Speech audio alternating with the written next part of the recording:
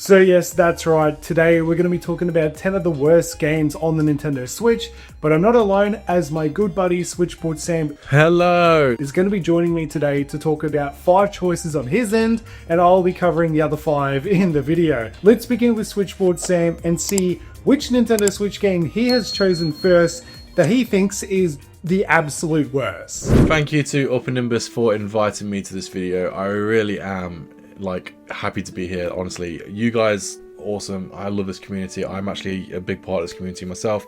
Always watch all of Nimbus's videos, so I really appreciate being invited to this video. If you don't know me, my name is Switchboard. I am on the channel Switchboard. You can go check me out on my channel over there on YouTube. I literally am basically English Nimbus. I make videos which are exactly the same, I guess. Yeah, here we go. Here's my first pick, and I'm going to be talking about the game known as Ubisoft's Sports Party. Ugh. This game is bad. It's just Wii Sports, but worse. I mean, Wii Sports is great. I love Wii Sports. It's one of the best Nintendo games ever made.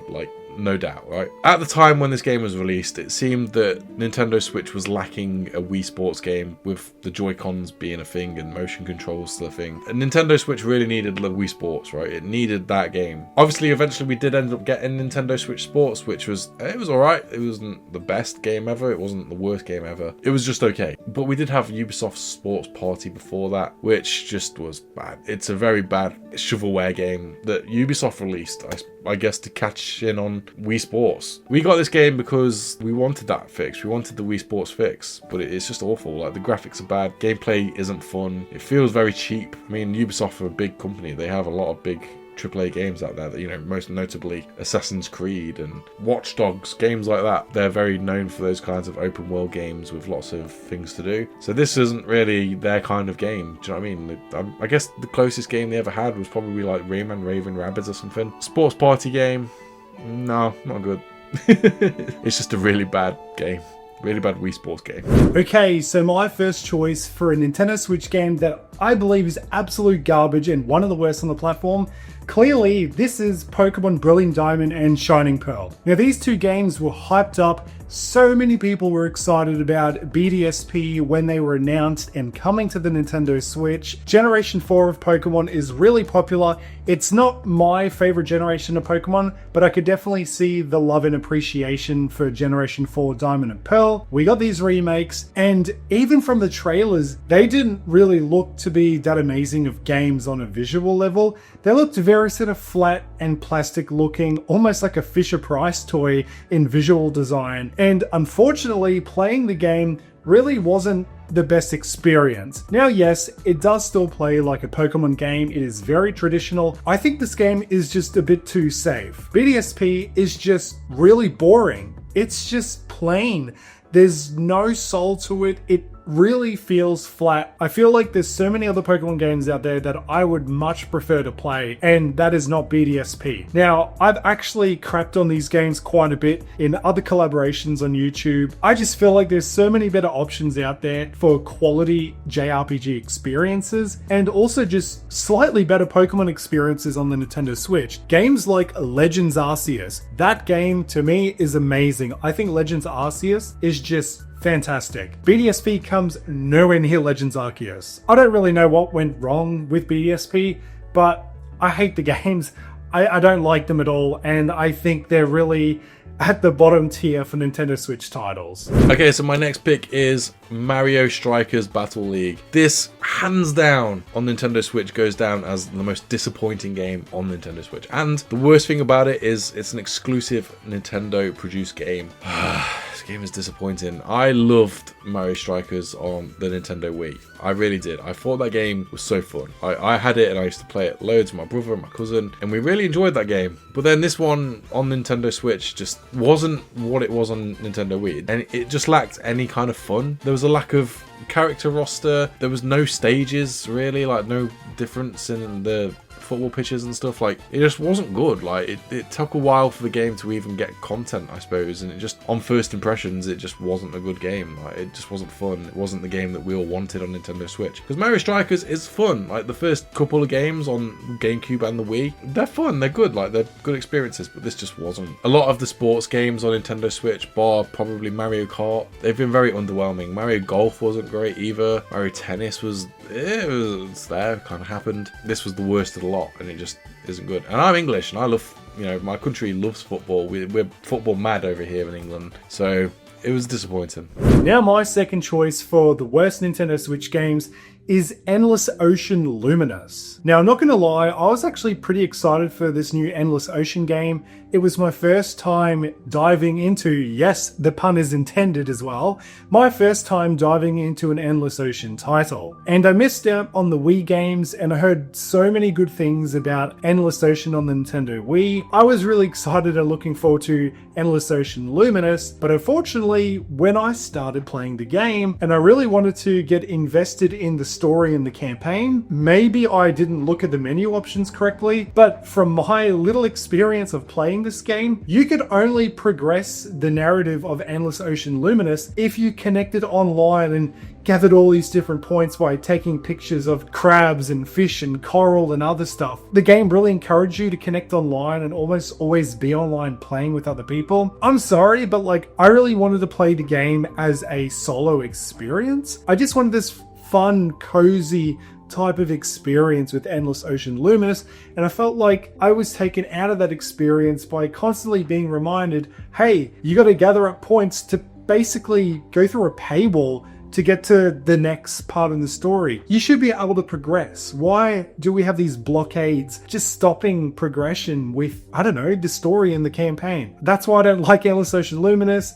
I'm imagining and hoping that the Wii games let you play them through, but I don't know, I'd actually have to play those games to find out. The next game I'm going to talk about is known as Little Friends, Dogs and Cats. Now, this isn't a bad game. It's just on this list because it's, again, it's like Sports Party. It's just a very cheap knockoff version of Nintendogs. I don't get why Nintendo haven't released Nintendogs on Nintendo Switch. I think out of any game Nintendo have ever released from like the DS era, Nintendogs is such a missed opportunity. Why have Nintendogs not been on Nintendo Switch? That game sold so many and was one of the reasons why a lot of people bought a Nintendo DS. Just because kids, you know, love that idea of having like a virtual pet. Tamagotchis, for example, are such a big thing, or they were a big thing. But people like virtual pets, and Nintendogs was the upgraded virtual pet at the time. Nintendo missing a beat on Nintendo Switch with no Nintendogs was a missed opportunity. Little Friends, Dogs and Cats was the opportunity to cash in on that, like Ubisoft Sports Party. And yeah, it wasn't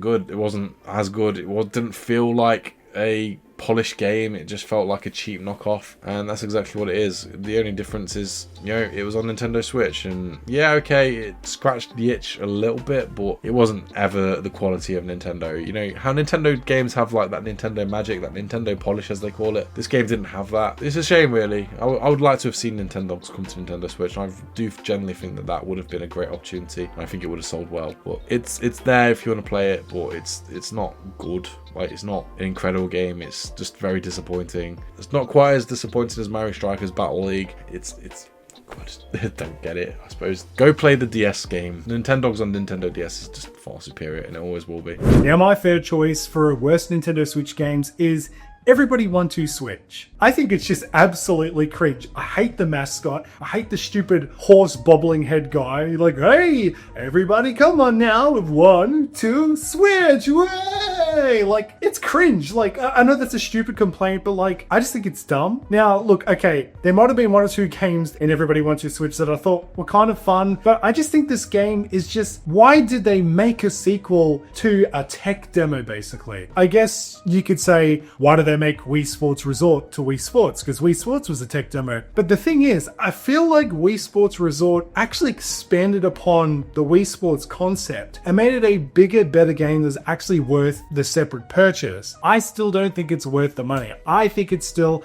a huge crappy disappointment. Overall, it's not a very fun experience. I found that a lot of the games, most of the mini games, weren't super responsive with like the Joy-Con and didn't give you enough time to even decide on figuring out how to play the games. Like, I don't know if I'm just too stupid or if I just didn't really care too much that I didn't really pay attention. I just think the game is kind of like useless space. I don't think we really need it to even be a thing. So, I don't know. Everybody wants your Switch. Why do you exist? I don't like you. Get out of here. My next game I'm going to talk about is WWE 2K18. Now, I am a big WWE fan. I've been watching WWE basically the whole of my life. Like, I've loved wrestling since I was like 5 years old. Honestly, wrestling is my go-to sport. I generally love it, if you can call it a sport. It's a theatre performance, I guess, with athleticism, but I love it. I love wrestling. It's so fun just because of the drama and stuff like that, and it's a very challenging athletic sport, I guess, because, you know, the drama in wrestling is people have to get over, if you know what I mean. Like, they have to involve themselves with the crowd, and the real winner in a wrestling ring is the person who gets the best reaction from the crowd. This is actually what WWE 2K18 failed to do. It didn't manage to win over its audience. I love wrestling games as well. I've been playing wrestling games a lot in my life, like SmackDown vs Raw, SmackDown Know Your Role on the PS1, and, you know, all these games that WWE have released over the years, and 2K14 is one of my favourite games of all time. But this one, yeah, it's not good, and the reason for that is it was just extremely glitchy. It didn't work on Nintendo Switch. I think it was more the fact that it wasn't the game was rushed, it wasn't ported properly. Maybe the developers didn't know how to port the game to Switch. Whereas Nintendo Switch was still quite new at the time. For the first WWE game to be on Nintendo Switch, it wasn't a good one. It didn't work, and this was before WWE 2K20 as well, which was even worse on other consoles. But 2K18, yeah, it doesn't work on Nintendo Switch, which is such a shame, because a wrestling game on Nintendo Switch, like a proper one, would have been good, and I would have used it. You know, I would have played it like on the go and stuff like that with other people, because, yeah, why not? Wrestling games are fun. It's a shame that this one was glitchy and really not fun. So now my fourth choice is going to be another kind of no-brainer answer for a West Switch game, and that is Balan Wonderworld. Now this game, when I first heard about it and I saw the trailers for it, I was genuinely excited because I'm a big fan of the old 3D platformers. It was a 3D platformer that was being made by Square Enix, and I thought, that is amazing. Like, hell yeah, let's go. Square Enix being one of the best developers out there, especially for JRPGs.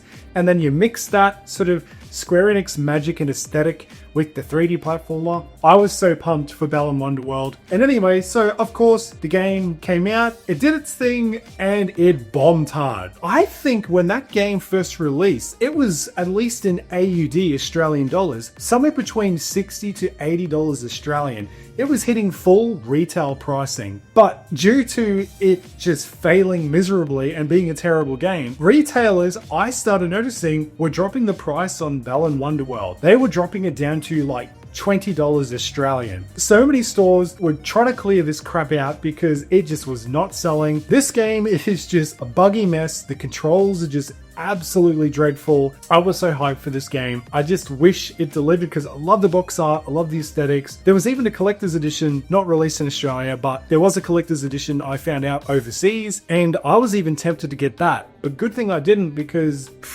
this game ain't even worth it. It definitely is not worth the purchase. And my final pick is a game known as Roller Coaster Tycoon Adventures Deluxe. For some reason, why is it that every game on Nintendo Switch has to say deluxe at the end of it? It's just, it seems to be a thing with ports and remasters. Go play Roller Coaster Tycoon Classic.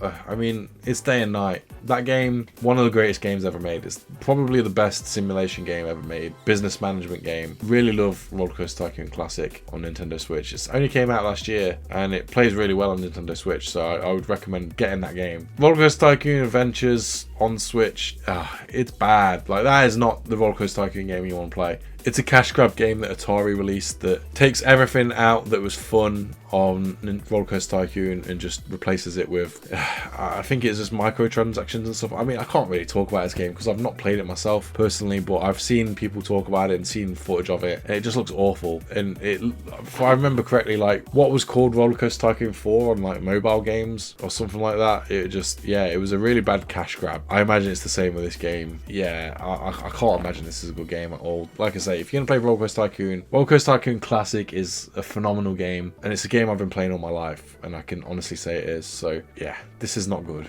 Just look at the graphics of this game. It's awful. You can see how cheap it is, and the shovelware style, it's really bad. It looks like a DS game on Nintendo Switch. So they were my 5 picks for Upper Nimbus on this video, and I hope you have liked it, and I'm thankful so much for Upper Nimbus to invite me. I will just keep saying this over and over again. He's got some awesome picks as well, so I hope you've liked his picks. Check out my channel. Switchbored really is a channel that matches the style of this channel, so you'll like my content. So please do go over there and subscribe. I'm trying to get to 2,000 subscribers myself, and I am nearly there, so I would appreciate your guys' support as well. So this is a call out to your community, Upper Nimbus. Now my final choice for worst Nintendo Switch game is going to be Vroom in the Night Sky. Now I remember when this game came out, I don't have it physically, I don't even know if there is a physical copy, but it was one of those early Nintendo eShop purchases. I was really curious about, some of the games that appeared early on in the Switch's lifespan, and I thought, hey, like, this kind of looks like a fun, cute, little neat game. I wanted to play something that I thought was a bit of a quick,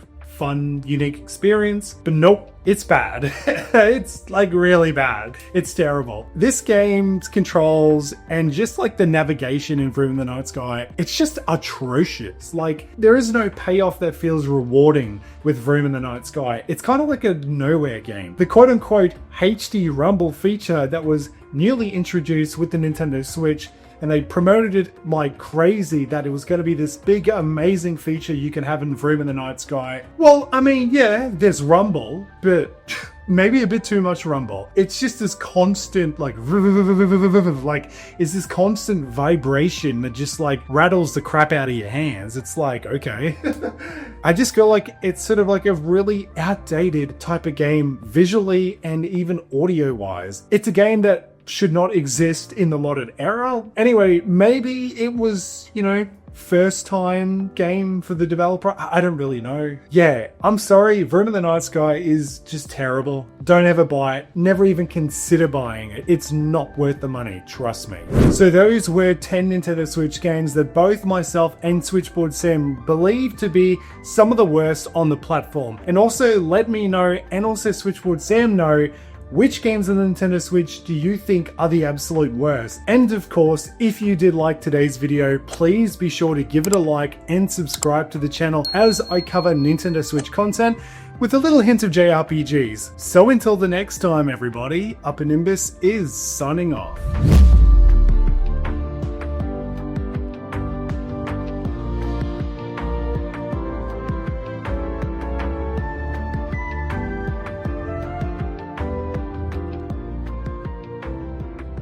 I've always wanted to go to Australia. I feel like Australia is that country that as soon as I step into Australia, I feel like I'd get eaten by like some kind of killer plant or something. Why does everything kill you over in Australia?